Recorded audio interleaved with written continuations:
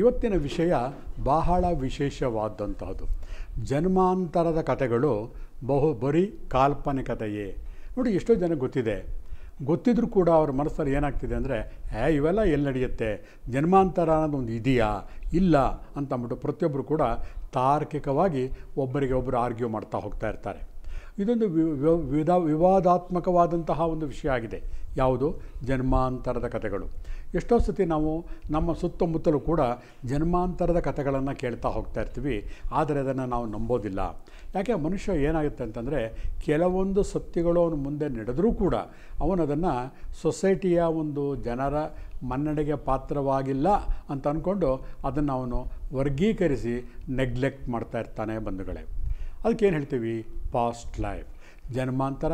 ಎಷ್ಟೋ ಜನ ಎಷ್ಟೋ ವಿವಾದಾತ್ಮಕವಾಗಿದ್ದರೂ ಕೂಡ ನಾನೇ ನನ್ನ ಒಂದು ಕ್ಲಿನಿಕಲ್ಲಿ 18,000ಕ್ಕೂ ಮಿಕ್ಕಂತಹ ಜನಗಳಿಗೆ ಪಾಸ್ಟ್ ಲೈಫ್ ರಿಗ್ರೆಷನ್ ಥೆರಪಿಯನ್ನು ಮಾಡಿದ್ದೇನೆ. ಹಾಗಾಗಿ ನಾವು ಯಾವುದೇ ಮನ್ನಣೆಗೆ ನಾವು ಇಷ್ಟಪಡೋದಿಲ್ಲ, ಯಾವುದೇ ಸರ್ಟಿಫಿಕೇಟ್ ಬೇಕಿಲ್ಲ.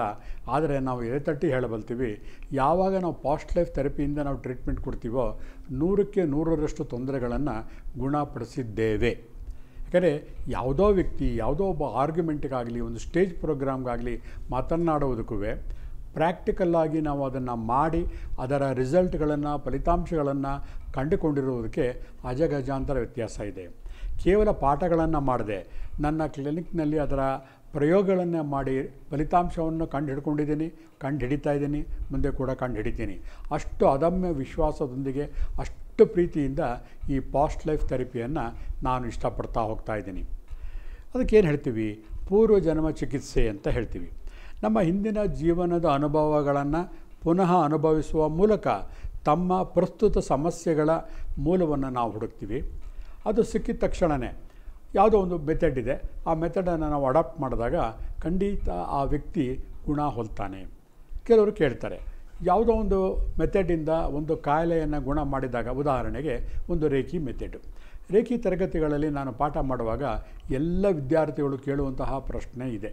ರೇಖಿ ಅಥವಾ ಪೆಂಡುಲಮ್ ತರಗತಿ ಆದ ತಕ್ಷಣವೇ, ಪೆಂಡುಲಮ್ ತರಗತಿ ಮುಗೀತು, ಇದರಿಂದ ಇಷ್ಟು ಉಪಯೋಗಗಳನ್ನ ಹೇಳಿದ್ದೀರಾ, ಇದರಿಂದ ಸ್ಪಿರಿಟ್ ತೆಗಿಬೋದಾ ಅಥವಾ ಇದರಿಂದ ಯಾವುದೋ ಬ್ಲ್ಯಾಕ್ ಮ್ಯಾಜಿಕ್ ತೆಗಿಬೋದಾ? ನಮಗೆ ಆಶ್ಚರ್ಯವಾಗುತ್ತೆ ಜನಗಳ ಮನಸ್ಥಿತಿಯನ್ನು ಕಲಿತು. ಕಾರಣ, ಯಾವುದೇ ಒಂದು ವಿದ್ಯೆಯನ್ನು ಕಲಿತಾಗ ಆ ಒಂದು ವಿದ್ಯೆಯಿಂದನೇ ಎಲ್ಲವನ್ನೂ ಗುಣಪಡಿಸುವಂತಹ ಆತುರ ನಮ್ಮ ಪ್ರೇಕ್ಷಕ ವರ್ಗಕ್ಕೆ ಇದೆ. ಯಾವುದರಿಂದ ಯಾವುದನ್ನು ನಾವು ಕ್ಯೂರ್ ಮಾಡಬೇಕೋ ಅದನ್ನು ಮಾತ್ರ ಮಾಡಬೇಕು. ಈಗ ಜನ್ಮಾಂತರದ ವಿಷಯಗಳು ಯಾಕೆ ಮಾಡಬೇಕು? ಸಾಮಾನ್ಯವಾಗಿ ಯಾವುದೇ ಔಷಧಿಗೆ ಬಗ್ಗದಂತಹ ಕಾಯಿಲೆಗಳಿದ್ದಾಗ, ಯಾವುದೇ ಪ್ರಾಕಾರಗಳಲ್ಲಿ ಪೂಜೆ ಪುನಸ್ಕಾರಗಳನ್ನು ಮಾಡಿ ಗುಣ ಕಾಣದೇ ಇದ್ದಾಗ, ಎಲ್ಲ ರೀತಿಯ ಒಂದು ಪ್ರಯತ್ನಗಳು ಕೈ ಬಿಟ್ಟಾಗ ಕೊನೆಗೆ ಉಳಿಯುವುದೇ ಪಾಸ್ಟ್ ಲೈಫ್, ಜನ್ಮಾಂತರದ ಒಂದು ಥೆರಪಿ. ಅಷ್ಟೇ ವಿನಃ ಸುಮ್ಮನೆ ನೆಗಡಿ ಕೆಮ್ಮು ಬಂದಾಗ ಕೂಡ ಪಾಸ್ಟ್ ಲೈಫ್ ಮಾಡೋ, ಸ್ವಲ್ಪ ಬೆನ್ನೋ ಬಂದರೂ ಕೂಡ ಪಾಸ್ಟ್ ಲೈಫ್ ಮಾಡೋ ಖಂಡಿತ ಅದರ ಅವಶ್ಯಕತೆಯೂ ಇಲ್ಲ, ಮಾಡಲೂಬಾರ್ದು.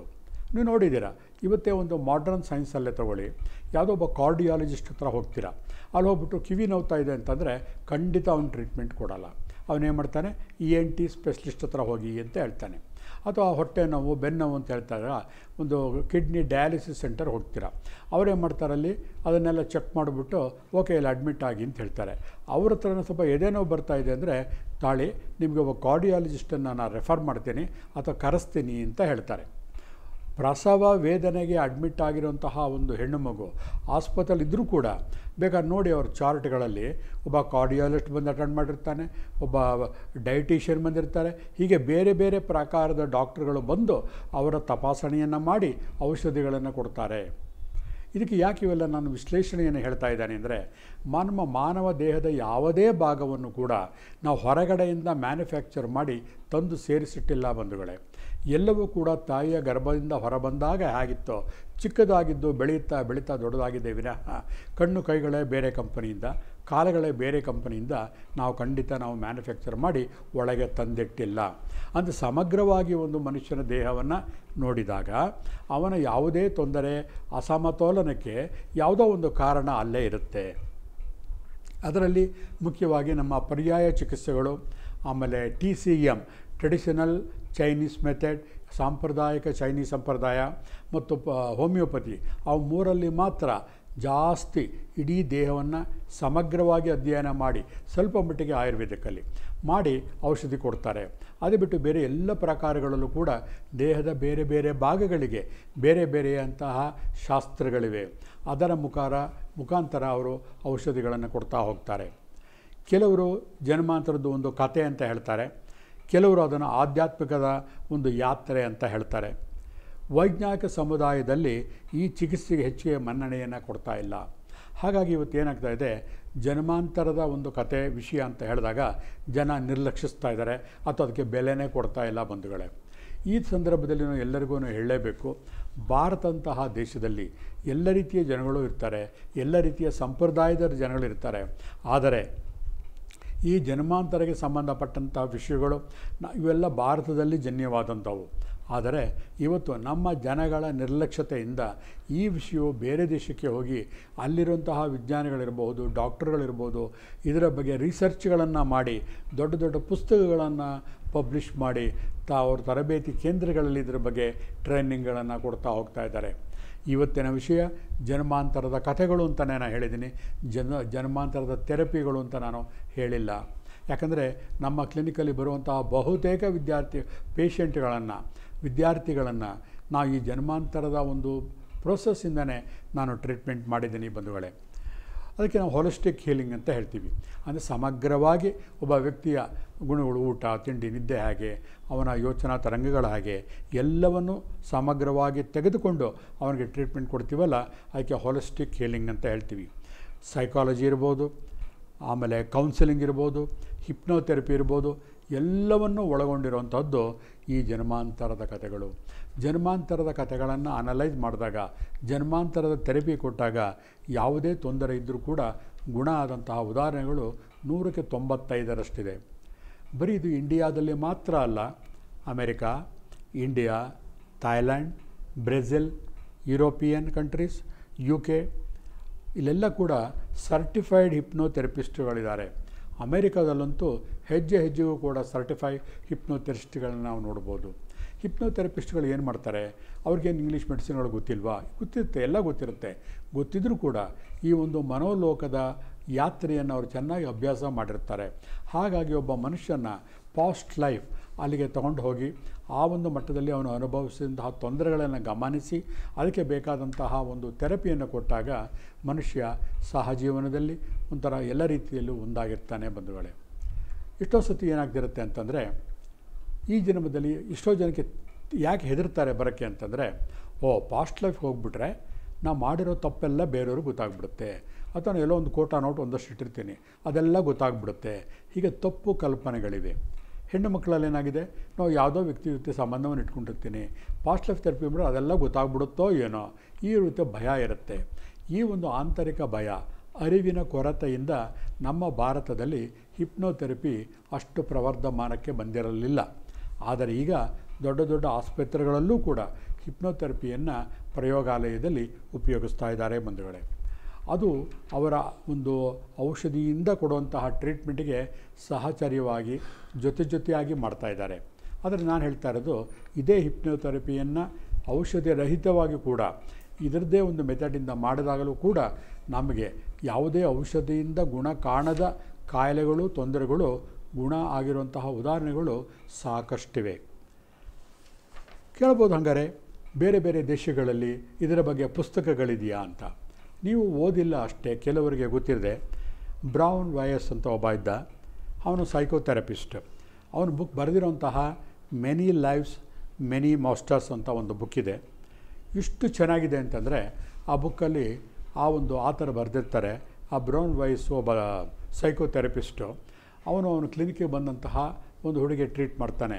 ಒಂದು ಸತಿ ಒಳಗೆ ಮೈಯೆಲ್ಲ ಗಾಯ ಆಗಿ ರಕ್ತ ಸುರಿತಿರೋ ಟೈಮಲ್ಲಿ ರೆಗ್ಯುಲರ್ ಡಾಕ್ಟ್ರು ಅವತ್ತು ರಜಾ ಇರ್ತಾರೆ. ಹಾಗಾಗಿ ಅಲ್ಲಿಯ ಒಂದು ವೈದ್ಯಕೀಯ ಟ್ರೀಟ್ಮೆಂಟೇ ಬೇರೆ ಥರ, ಎಲ್ಲ ಇನ್ಶೂರೆನ್ಸ್ ಆಗಿರಬೇಕು, ಆಥರೈಸ್ಡ್ ಡಾಕ್ಟರ್ ಇರಬೇಕು.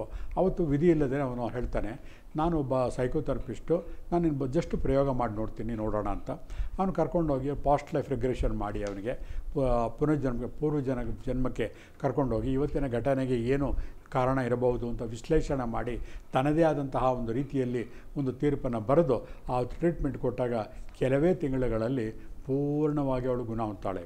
ಈ ಥರ ಅವನು 35,000ಕ್ಕೂ ಮೇಲ್ಪಟ್ಟು ಕೇಸುಗಳಿಗೆ ಅವನು ಜೀವದಾನವನ್ನು ಮಾಡಿರುವಂತಹ ಖ್ಯಾತ ಬ್ರಿಯಾನ್ ವ್ಯಾಸ್.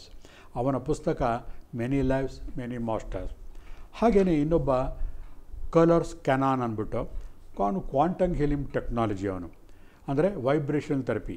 ಜಸ್ಟ್ ಇಲ್ಲಿ ಕೂತ್ಕೊಂಡೆ ಮನಸ್ಸಲ್ಲಿ ಮನೋಲೋಕದಲ್ಲಿ ಒಂದು ವ್ಯಕ್ತಿಯನ್ನು ಹೀಲ್ ಮಾಡ್ತೇನೆ ಅಂತ ಅಂದ್ಕೊಂಡಾಗ ಆ ವ್ಯಕ್ತಿಯಲ್ಲಿ ಹೀಲಾಗಿರ್ತಾನೆ. ನಾನು ಇತ್ತೀಚೆಗೆ ನಮ್ಮ ಬೆಂಗಳೂರಿನಲ್ಲೇ ಅಂತಹ ಒಂದು ವ್ಯಕ್ತಿಯನ್ನು ನೋಡಿದ್ದೆ, ರಾಜಪ್ಪ ಅಂತ ಅಂದ್ಬಿಟ್ಟು, ಒಬ್ಬ ಪ್ರಸಿದ್ಧ ಅಧಿಕಾರಿಯ ಯಜಮಾನರವರು.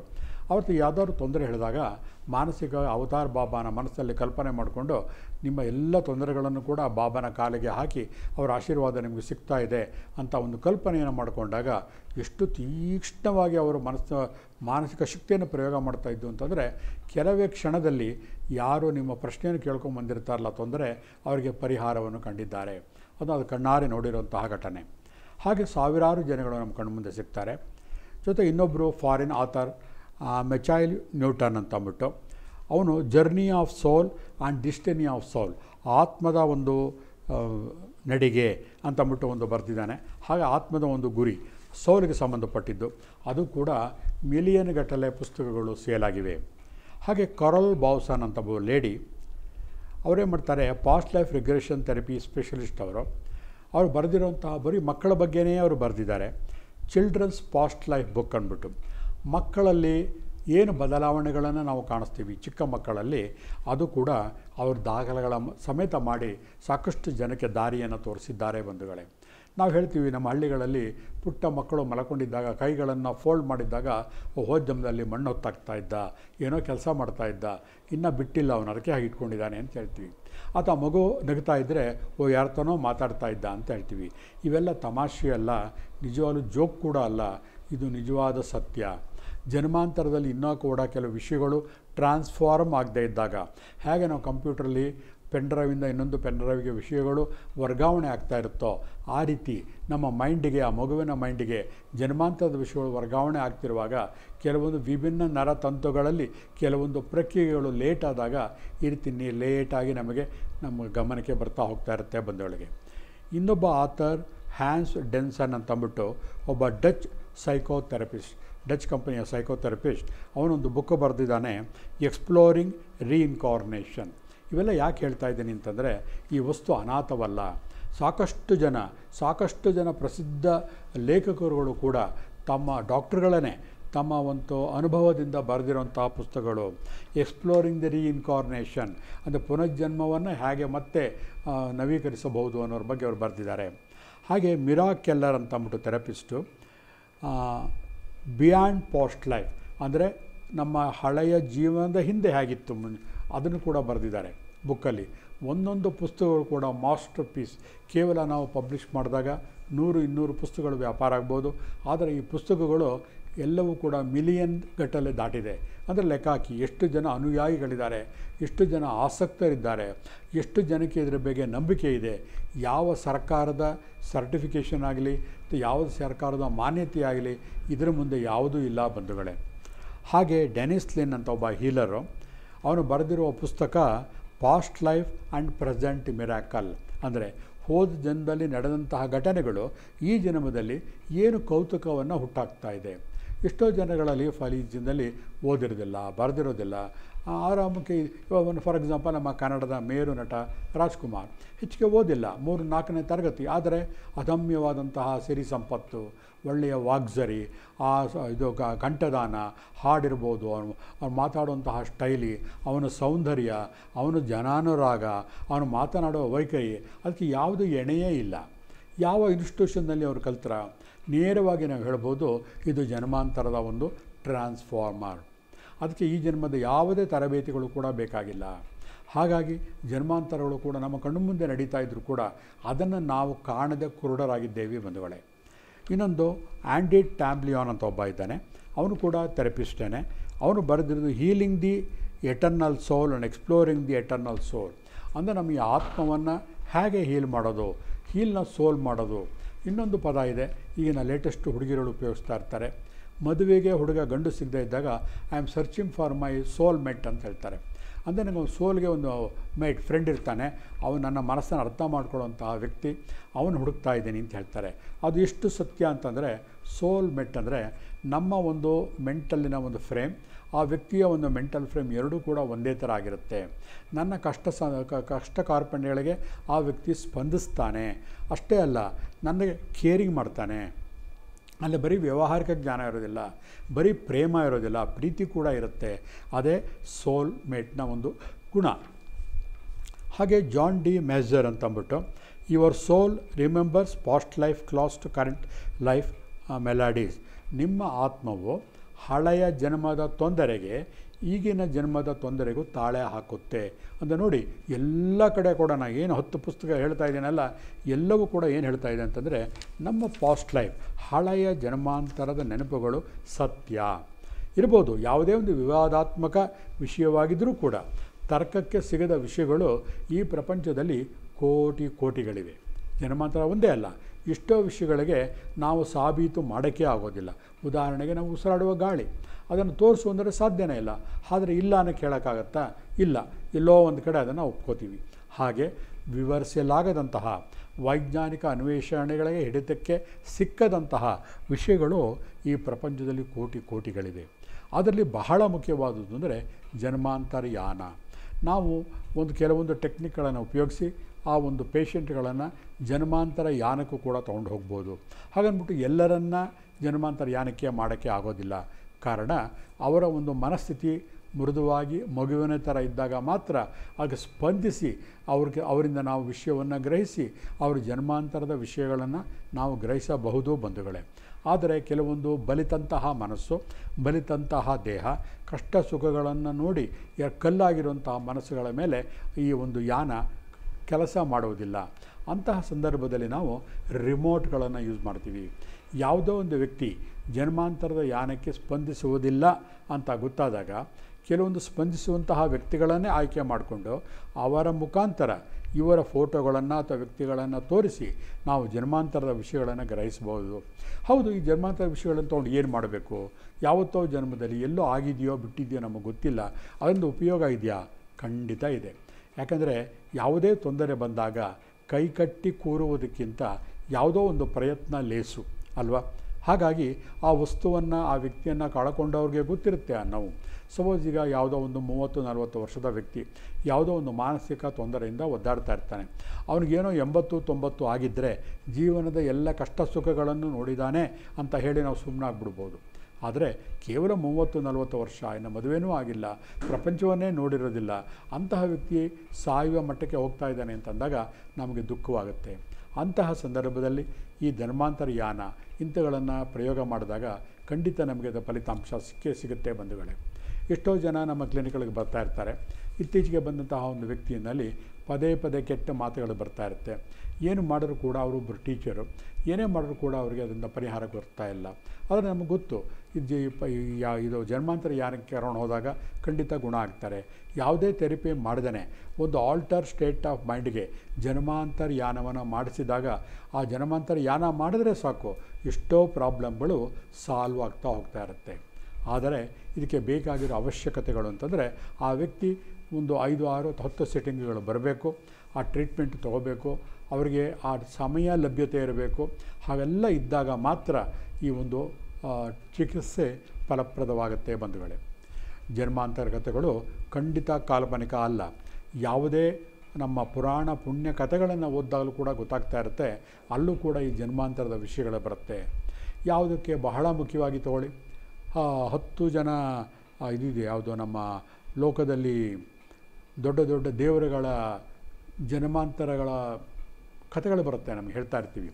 ನಾವು ದೇವರು ಅಂತ ಹೇಳಬಾರ್ದು ಅಂತ ನಾನು ಅವಾಯ್ಡ್ ಮಾಡ್ತಾ ಇದ್ದೀನಿ. ಆದರೂ ಕೂಡ ಹೇಳ್ತಾ ಇದ್ದೀನಿ, ಲೋಕ ಕಲ್ಯಾಣಕ್ಕಾಗಿ ಹುಟ್ಟಿದ ಅವತಾರಗಳು. ನೋಡಿ, ಅವತಾರಗಳು ಅಂದ್ರೇನು? ರೀಇನ್ಕಾರ್ನೇಷನ್ ತಾನೇ. ಅಂದರೆ ಜನ್ಮಾಂತರ, ಒಂದು ಸತಿ ವಾಮನ ಅವತಾರ, ಇನ್ನೊಂದು ಸತಿ ಕೂರ್ಮ ಅವತಾರ, ಹೀಗೆ ಬೇರೆ ಬೇರೆ ಅವತಾರಗಳು ಹುಟ್ಟಿದ ಅಂತಂದರೆ ಒಂದೇ ವ್ಯಕ್ತಿ ಬೇರೆ ಬೇರೆ 10 ದಶಾವತಾರಗಳಲ್ಲಿ 10 ಅವತಾರಗಳನ್ನು ಹುಟ್ಟಿದ ಅಂದರೆ ಅರ್ಥ ಏನು? ರೀಇನ್ಕಾರ್ನೇಷನ್. ಬೇರೆ ಬೇರೆ ರೂಪಗಳಲ್ಲಿ, ಬೇರೆ ಬೇರೆ ಒಂದು ಭಾಷೆಗಳಲ್ಲಿ ಬೇರೆ ಬೇರೆ ಥರ ಇನ್ಕಾರ್ನೇಷನ್. ಹಿಂದೂ, ಮುಸ್ಲಿಂ, ಕ್ರೈಸ್ತ ಎಲ್ಲ ಜಾತಿಗಳಲ್ಲೂ ಕೂಡ ಇದು ಜನ್ಮಾಂತರ ಇದ್ದೇ ಇದೆ.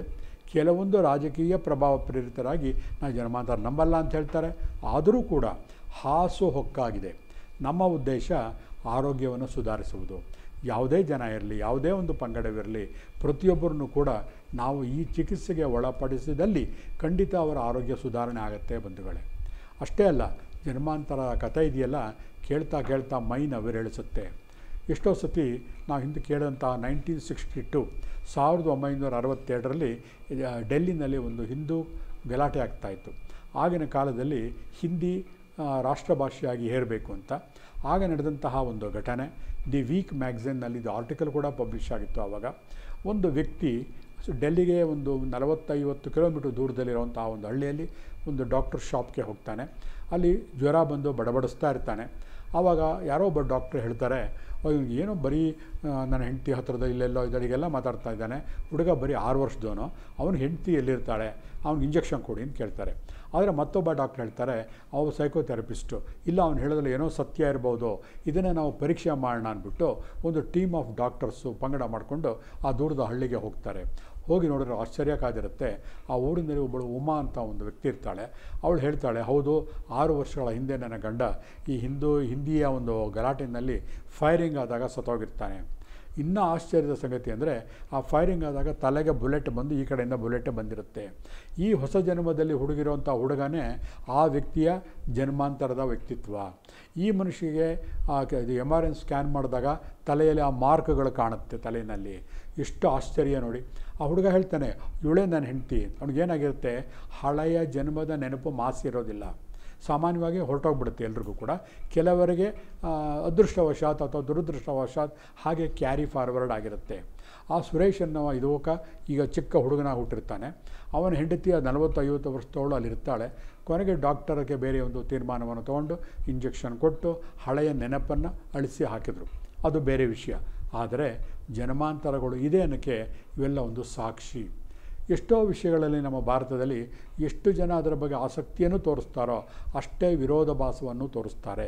ಇದು ಪ್ರತಿಯೊಂದು ವಿಷಯದಲ್ಲೂ ಕೂಡ ಹಾಸುಹೊಕ್ಕಾಗಿದೆ. ಹಾಗಾಗಿ ಯಾರು ಜನ್ಮಾಂತರದ ಕಥೆಗಳು ಕಾಲ್ಪನಿಕ ಅಂತ ಹೇಳ್ತಾರೋ ಅಷ್ಟೇ ಜನಗಳು ಕೂಡ ಜನ್ಮಾಂತರ ಕಥೆಗಳು ಕೂಡ ಒಂದು ಕಾರ್ಮಿಕ ಕ್ರಿಯೆ. ಅಷ್ಟೇ ಅಲ್ಲ, ಇದೊಂದು ಆಧ್ಯಾತ್ಮಿಕ ಯಾತ್ರೆ ಅಂತ ಹೇಳ್ತಾರೆ. ಹಾಗಾಗಿ ನಾವು ಈಗ ಇಷ್ಟೆಲ್ಲ ತಿಳ್ಕೊಂಡಿರೋದ್ರಿಂದ ಜನ್ಮಾಂತರ ಕಥೆಗಳಾಗಿರಲಿ ಅಥವಾ ಒಂದು ಧಾರ್ಮಿಕ ಯಾತ್ರೆ ಆಗಿರಲಿ, ಅದರಿಂದ ಒಂದು ಟ್ರೀಟ್ಮೆಂಟ್ ತಗೊಂಡು ಲಾಭವನ್ನು ಮಾಡಿಕೊಂಡು ನಮ್ಮ ಇಹ ಪರದ ಸುಖವನ್ನು ನೋಡೋ ಕಡೆ ಗಮನವನ್ನು ಕೊಡೋಣ.